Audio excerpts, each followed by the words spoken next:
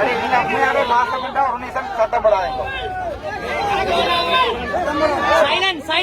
அப்போ என்ன உண்மையாவே பாசம் பண்ணா ஒரு நிமிஷம் எனக்கு அதை கொடுங்க.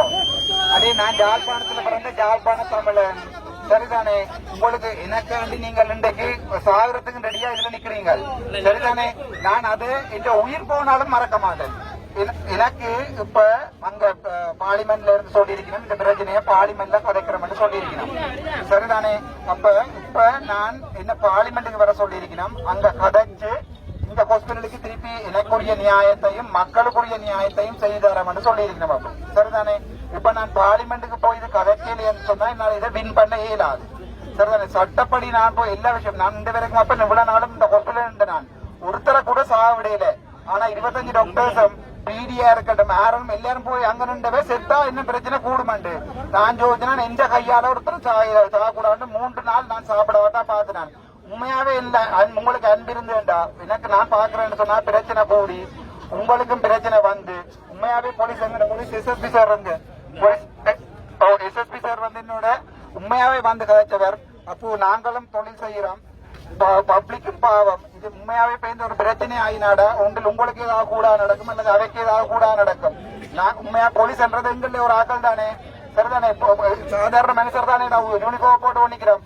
என்ன பொறுத்த வரைக்கும் நான் ஒரு நீதியை மதிக்கிற ஆள் மச்சான். அதாவது தயவு செய்து நான் சொல்றது கேளுங்க. போலீஸ் சொல்றது என்னன்னு சொன்னா இந்த பிரச்சனையை பண்ணி பாட்டிட்டு பார்லிமெண்ட்ல போய் கதைச்சிட்டு வாங்க டாக்டர்னு சொல்லி அங்கேயும் என்னோட எல்லாருமே கதைச்சு பெரியாக்கு நான் பேர் சொல்லல அங்க வாங்கோ. இப்ப பார்லிமெண்ட்ல கதைப்பட்டு கொண்டு இந்த விஷயம் அங்க வாங்கோ கதைச்சிட்டு திருப்பி வருவோம். ஆனா நான் ஏமாற்றப்பட்டா இந்த தமிழ் மக்களுக்காண்டி நான் ஒன்றையோட சொல்றேன் நான் டாக்டரா வாழ்க்கையில வேலை செய்ய மாட்டேன். நான் எங்கேயாவது போயிடுவேன் சரிதானே. அது வேற நான் போய் பார்லிமெண்ட் இப்பவும் அப்போ சட்டப்படி நான் தான் எம்எஸ் விளங்குதா உங்களுக்கு. நீங்க டிகிரியா தானேடா நீங்க டிகிரியா தானே என்ன கொஞ்சம் விட மாட்டீங்க பவுனியா சொன்னாரு.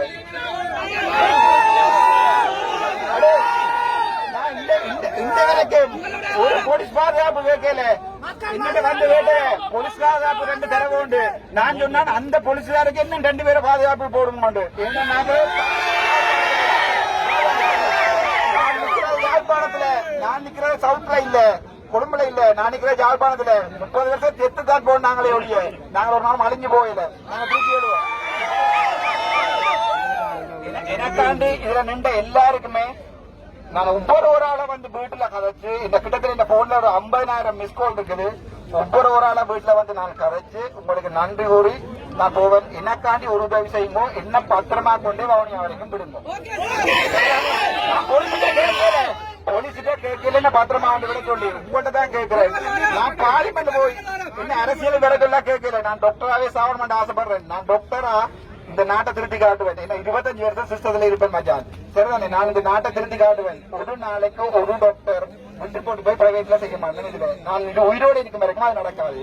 செத்தா இது நான் போய் கஞ்சா செத்தா பொடியை கொண்டு சாவச்சில் நடுவில் வச்சு நிக்கணும். வேற ஒருத்தரையும் கொடுக்க கூடாது.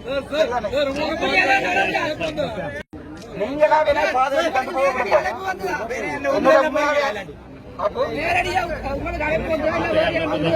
ஒரு பிரச்சனை இல்ல.